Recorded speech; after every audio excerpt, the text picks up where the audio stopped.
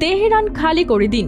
এই হুঁশিয়ারি এখন আর গুজব নয়, সরাসরি মার্কিন প্রেসিডেন্ট ডোনাল্ড ট্রাম্পের কণ্ঠে উচ্চারিত।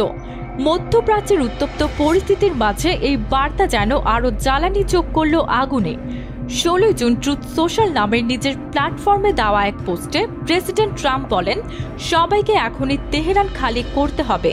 তার দাবি, ইরান পারমাণবিক চুক্তিতে স্বাক্ষর না করে যে সংকট তৈরি করেছে তা এখন মানুষের প্রাণহানির কারণ হয়ে দাঁড়াচ্ছে।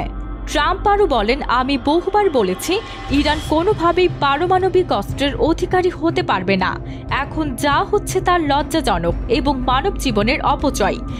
এই বক্তব্য এমন সময় এলো যখন ইসরায়েল ও ইরানের মধ্যে সংঘাত ভয়াবহ রূপ নিচ্ছে।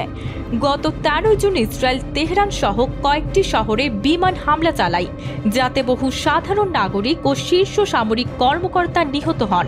পাল্টা জবাবে ইরান ইসরায়েলের রাজধানী তেল আবিব, জেরুজালেম ও হাইফায় ক্ষেপণাস্ত্র ও ড্রোন হামলা চালায়।